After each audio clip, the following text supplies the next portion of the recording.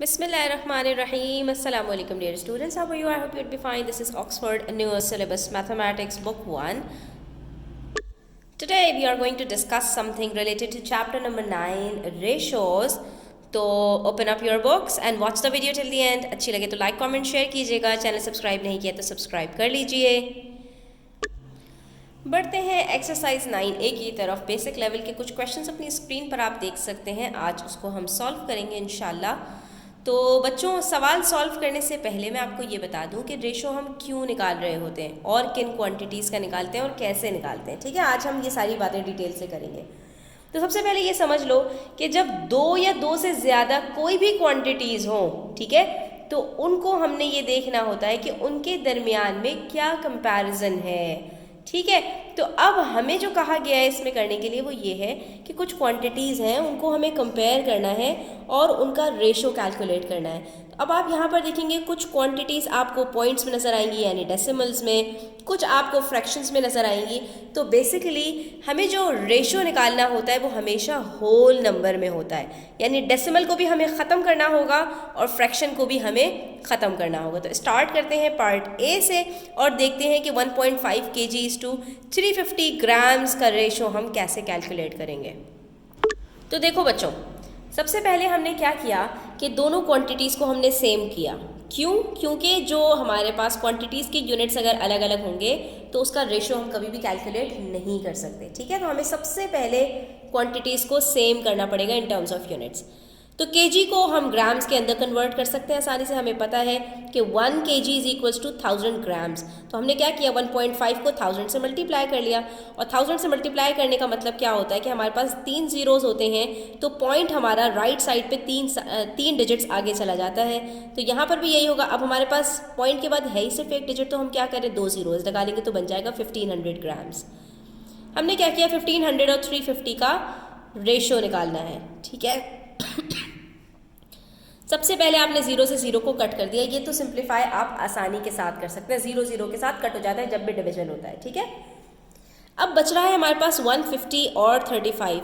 दोनों के आखिर में हम ये देख सकते हैं कि ये दोनों आसानी से हमसे 5 से सिंप्लीफाई हो जाएंगे. तो हम क्या करते हैं, अपनी आसानी के लिए हम थोड़ा सा एलसीएम की तरफ आते हैं.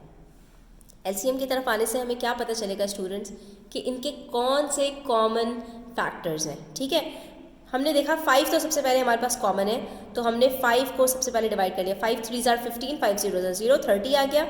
5 7 ज़ार 35. अब आप देख सकते हो कि 30 और 7 हमारे पास आ रहा है और 30 और 7 ये एक दूसरे से सिंप्लीफाई नहीं हो सकते, क्योंकि 7 एक प्राइम नंबर है और 7 के टेबल में 30 नहीं आता. ठीक है, अब यहाँ पर हमारे पास जो रेशो निकला है वो दैट इज़ 30:7. ठीक है, बढ़ते हैं पार्ट बी की तरफ. तो बच्चों, जब भी आपके पास फ्रैक्शन आ जाएगा ना, आपने एक रूल ऑफ थंब याद रखना है. सबसे पहले तो आप ये करो कि फ्रैक्शन को सिंप्लीफाई करने की कोशिश करो. जो भी सिंप्लीफाई हो सकता है ना, उसको वहीं पे काटम पीटम करके आपने उसको छोटा कर देना है जितना हो सकता है. तो मैं यहाँ पर देख रही हूँ 15 और 24 3 के टेबल में आते हैं. ये दोनों कट हो सकते हैं 3 से. सिंप्लीफाई कर लेते हैं 3 से. 3 5 ज़ार 15, 3 8 ज़ार 24. तो अब मेरे पास जो नए फ्रैक्शंस हैं वो क्या हैं, 5/8 इज टू 9/7. 9/7 सिंप्लीफाई नहीं हो सकते. अगर कोई ये समझता है तो वो बिल्कुल बेवकूफ़ी की बात है.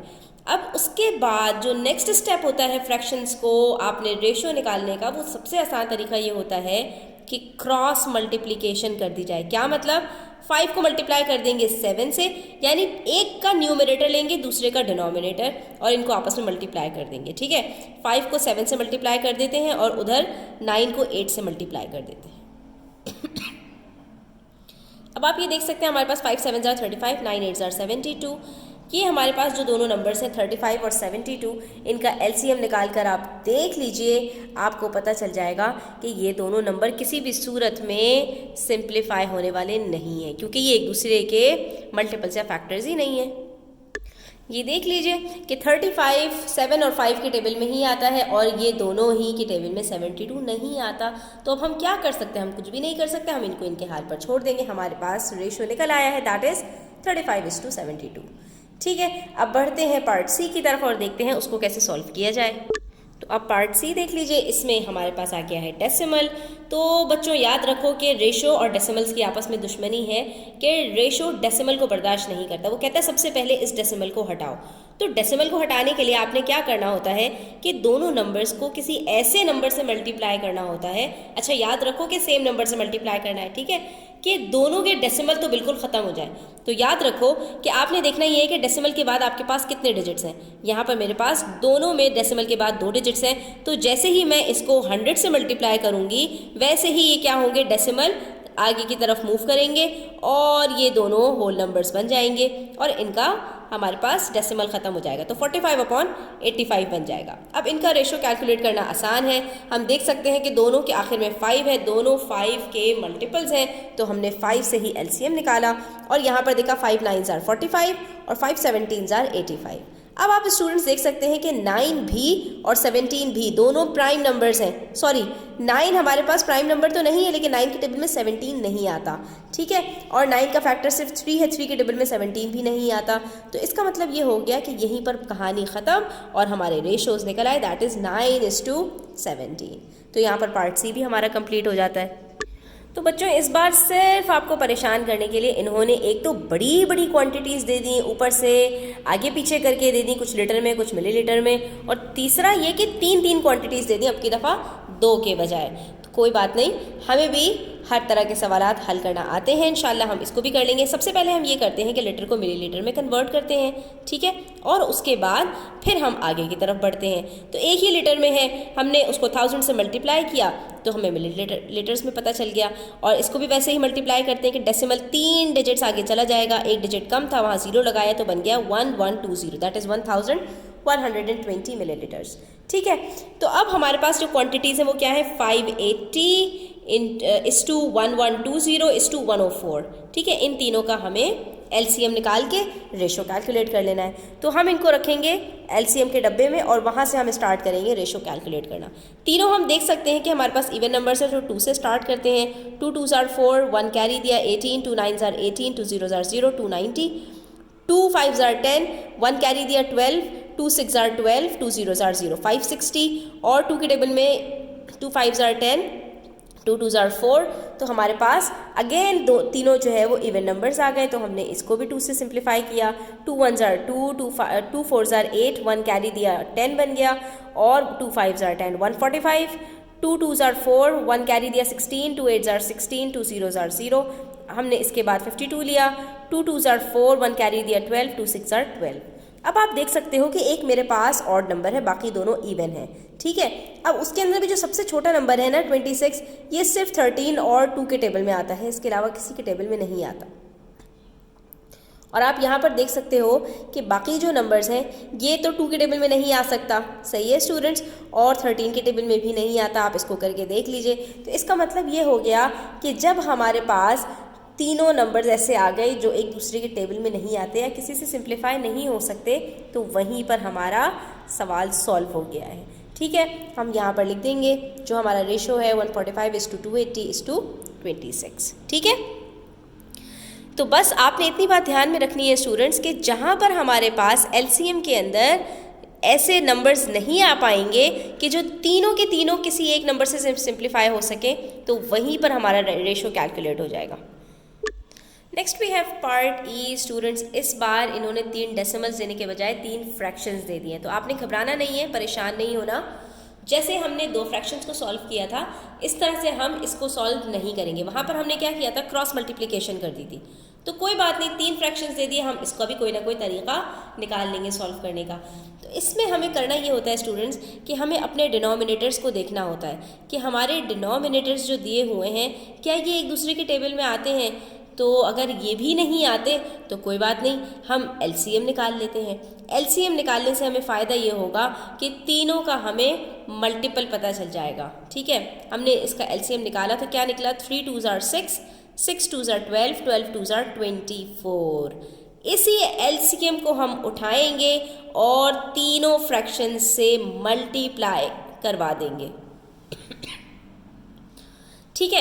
ऐसा करने से फ़ायदा क्या होगा स्टूडेंट्स कि ये तीनों जो हमारे पास डिनोमिनेटर्स है ना ये ख़त्म हो जाएंगे, ठीक है, क्योंकि इन तीनों के टेबल में ये हमारे पास एलसीएम वाला जो नंबर हमने निकाला है वो आता है। तो हमने क्या किया, 3 को यहाँ पर मल्टीप्लाई कर 3 को डिवाइड किया 24 से तो 8 बचा, 2 को किया तो 12 बचा और 8 को किया तो 3 बचा। ये फ़ायदा होता है एलसीएम से कि डिनोमिनेटर ख़त्म हो गए, अब सिर्फ न्यूमिनेटर बचेंगे, उसको हम डील कर लेंगे, उसका कोई मसला नहीं है।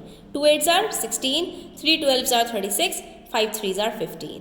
अब हम देख सकते हैं स्टूडेंट्स कि 16 और 15 एक इवन नंबर है, एक ऑड नंबर है। 3 और 5 के टेबल में 15 आता है, 8, 2 और 4 के टेबल में 16 आता है, यानी इनके दरमियान में कोई भी कॉमन नंबर नहीं है, कोई भी कॉमन फैक्टर नहीं है। इसका मतलब है हमारा रेशो यहीं पर निकल आया 16:36:15। मज़ीद सिंप्लीफाई करने की ज़रूरत नहीं है। उसके बाद आ जाओ क्वेश्चन नंबर 1 का लास्ट पार्ट एफ पर। यहाँ पर 3 डेसिमल्स दिए हुए हैं, हम डेसिमल्स को करना सीख चुके हैं, इसमें कोई मुश्किल बात नहीं है। मैंने आपको बताया था कि डेसिमल को आपने ख़त्म करना है, तो सिर्फ देखना ये है कि डेसिमल के बाद कितने डिजिट्स आपके पास मौजूद हैं। 2 नंबर्स में हमारे पास 2 डिजिट्स तक हैं और एक में सिर्फ एक ही तक है, तो हम क्या करेंगे, 2 को ख़त्म करने के लिए हम तीनों को 100 से मल्टीप्लाई करवा देंगे, ठीक है। जैसे ही तीनों को मल्टीप्लाई करवाएंगे ये जो डेसिमल है 2 डिजिट्स आगे मूव करेगा और इन डेसिमल्स को ख़त्म कर देगा, ठीक है। यहाँ पर नहीं है डिजिट तो 0 लगा लीजिए और ये बन जाएगा हमारा 33, ये बन जाएगा 63 और ये बन जाएगा 180, ठीक है। इस चीज़ को ध्यान में रखना है कि तीनों डिजिट्स को, चाहे फ्रैक्शन हो चाहे डेसिमल हो, आपने सेम नंबर से मल्टीप्लाई करना है। अब हमारे पास 33, 63, 180 आ गया, हमने इसका एलसीएम निकाला और एलसीएम में हम देख सकते हैं कि ये तीनों डिजिट्स हमारे पास 3 से डिवाइड हो रहे हैं। 3 11s are 33, 3 21s are 63 और 3 60s are 180। अब बच रहे हैं 11, 21 और 60। तो स्टूडेंट्स हम देख सकते हैं कि 11 हमारे पास एक प्राइम नंबर है और 11 के टेबल में 21 नहीं आता, ना 60 आता है, तो यहीं पर हमारा फ्रैक्शन यहीं पर हमारा रेशो कैलकुलेट हो गया, दैट इज 11:21:60। बेसिक लेवल का question number 1 all parts complete हो चुके हैं। इस तरह की मजीद एक्सरसाइजेज और क्वेश्चंस हम मजीद सॉल्व करते रहेंगे इंशाल्लाह। तो चैनल पर बने रहिए, बेल आइकन प्रेस कर दीजिए ताकि आगे आने वाली वीडियोस का नोटिफिकेशन आप तक सबसे पहले पहुंच सके। अपना बहुत ख्याल रखिएगा। अल्लाह हाफ़िज़।